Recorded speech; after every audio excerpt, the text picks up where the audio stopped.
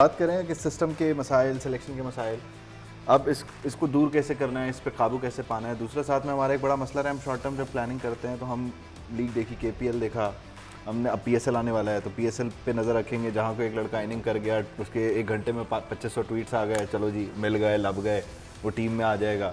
तो ये किस तरह से हम फिर बेहतर करेंगे क्रिकेट को?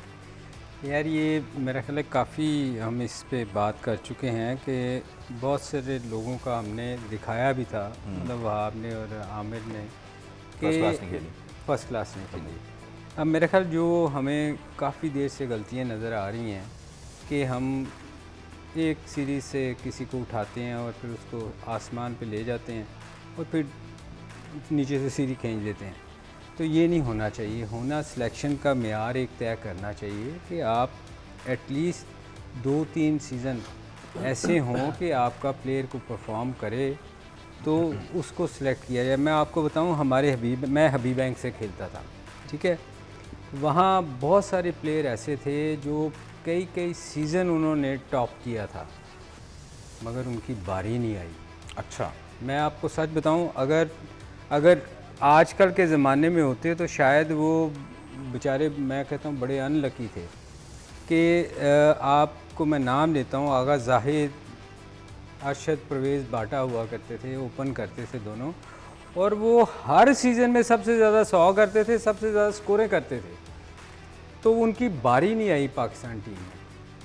तो ये वो मायार था। नहीं, ये बारी इसलिए नहीं आई कि जगह नहीं थी, उनसे बहुत अच्छे प्लेयर्स थे, इसलिए नहीं आई कि वो पसंद नहीं थे। नहीं, उस वक्त कंपटीशन बहुत ज़्यादा था ना। अब मसला दूसरा है। मतलब अब तो मसला ये है ना कि अब तो पसंद नापसंद का मसला आ रहा है ना, जो हमें नज़र आ रहा है। या फिर आप टीवी पे एक मैच कोई अच्छा स्कोर करता है तो लोग एकदम शोर करते हैं, आप जैसे मेरे जैसे लोग ही कहते हैं कि जी इनको लेके आना चाहिए। ये नहीं होना चाहिए। इसलिए आपकी टीम, आपका मिडिल ऑर्डर आपको नहीं नज़र आ रहा, आपकी बहुत सारी जगहों पे खला नज़र आ रही है ना। तो ये चीज़ों कवर करने के लिए आपको लोगों की परफॉर्मेंस को देखना चाहिए, 1-2 सीज़न देखना चाहिए। आप दुनिया में कहीं भी देख लो कि वो जितनी देर बंदा मैच्योर नहीं होता ना, कि उनको नज़र आता है कि यार ये अब इस कैप का हकदार है, उतनी देर वो उसको नहीं खिलाते।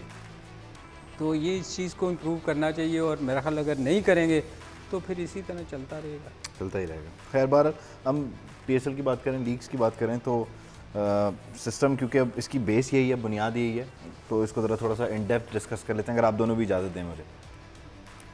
अच्छा, कर ले, मर्जी है।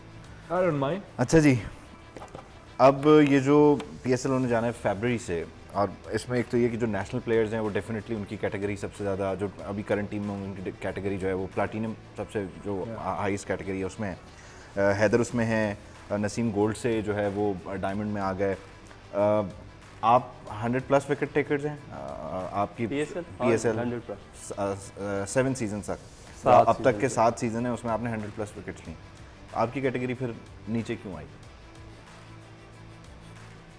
क्यों भाई? क्या मुझे नहीं बताया, मुझे नहीं बताया आती क्यों है उसका सिस्टम समझना है मुझे। पर्सनल आपका मसला नहीं समझना, मुझे वो सिस्टम समझना है कि ये कैसे होता है। जैसे शोएब मलिक की कैटेगरी, मोहम्मद हफीज़, इमाद खैर प्लेटिनम में उनको रखा गया, अल्लाह जाने कैसे।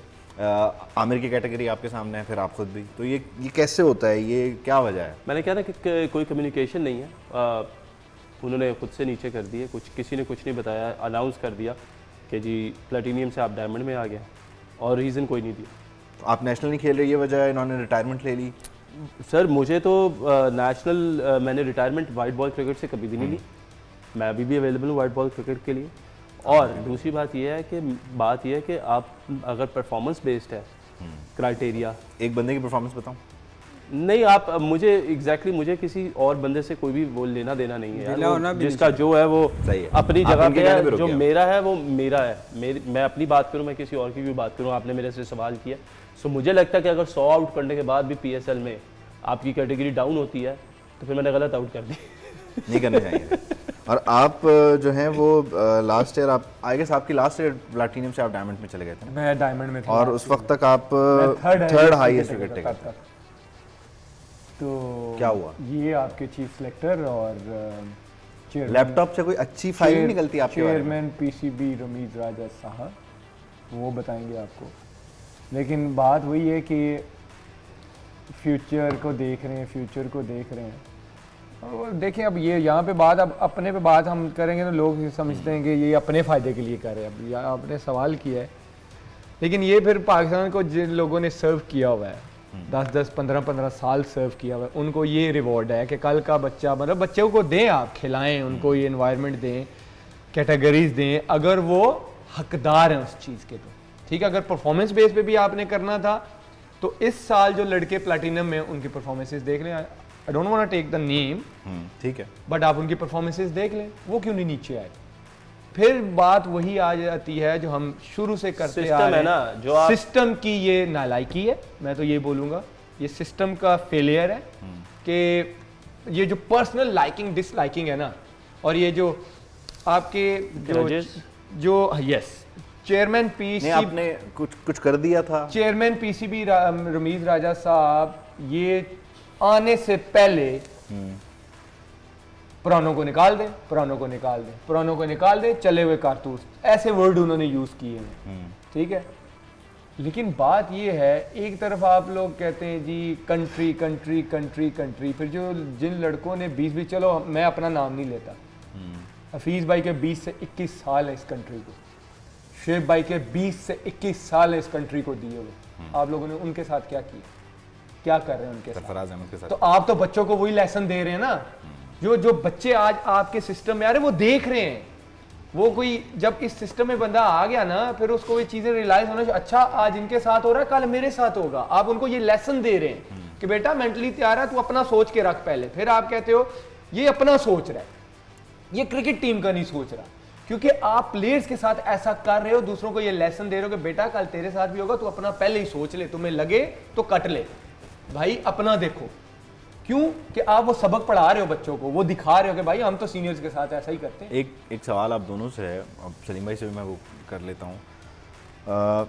एक राइट टाइम होता है हर चीज़ के उरूज का भी और फिर उसके इख्तिताम का भी। You have to call it off. आपको पता होता है कि अब ये यहाँ से मैंने ये वाले पर्क्स नहीं लेने, यहाँ से आगे मेरी यहाँ जगह नहीं बनती।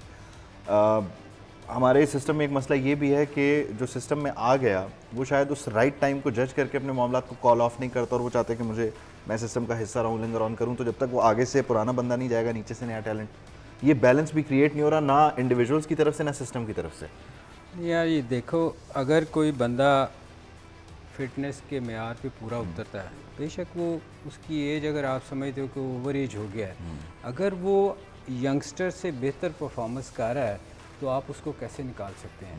नहीं निकाल सकते।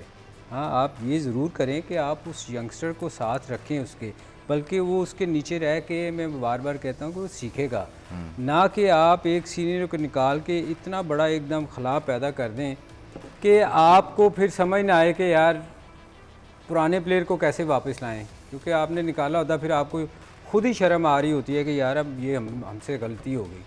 अब बहुत सारे प्लेयर ऐसी टीम के साथ भी हैं ऐसे, जैसे अभी जिनकी कैटेगरी ऊपर है। अब जैसे हमारा बैट्समैन है जो अभी नाम लेने लगे थे आप, हैदर। अब हैदर की मैं उसके ख़िलाफ़ नहीं हूँ। आपको कैसे पता नाम? वो मैं देख रहा था, आप लिख रहे थे।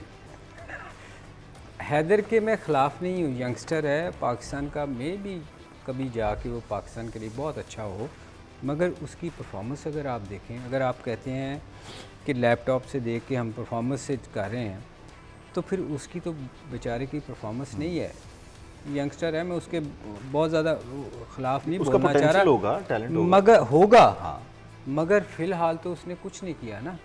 तो आपने जिन लोगों ने 100 आउट किए, मुझे तो बड़ा अजीब लग रहा है कि एक बंदे ने 100 आउट किए, एक पाकिस्तान का बेस्ट बॉलर दोनों रहे हैं, तो आप उनको निकाल के एक बंदे की परफॉर्मेंस नहीं है उसको ऊपर लेके जा रहे हैं, उनको कह रहे हैं कि आप नीचे चले जाएं, तो ये एक ज़्यादती है, ये सिस्टम की में बहुत बड़ा खला है। सलीम भाई, दूसरा ये है, एक चेयरमैन और एक चीफ सिलेक्टर आपकी इस लीग का, उनके पास किसने राइट दे दिया कि वो प्लेयर की खुद कैटेगरी सेलेक्ट करेंगे? ये किसने राइट दिया है? फ्रेंचाइज जो पैसे दे रही है, उनका राइट बनता है कि भाई ये बंदा परफॉर्मर है, मुझे प्लैटिनम में ये चाहिए, ये नहीं चाहिए। ये चीफ सिलेक्टर और पीसीबी की, ये 6 साल पहले ऐसा नहीं था। ये जब से आपके ये महान आए हुए हैं सर रमीज भाई, ये उन्होंने चेंज किया। एक बंदा कैसे एक वन मैन डिसाइडर है कि भाई ये सारे लाइन में लेके आओ, इसको मैं डिसाइड करूंगा, ये ए में है, ये बी में है, ये सी में। क्यों भाई? बंदे की कैटेगरी परफॉर्मेंस डिसाइड करती है, ना कि चेयरमैन और आपका चीफ सेलेक्टर करता है कि जी ये ए में है, ये बी में है। पैसे फ्रेंचाइज दे रही है, सिलेक्ट ये कैटेगरीज ये 2 बंदे कर रहे हैं। क्यों? मेरा सवाल है। चलें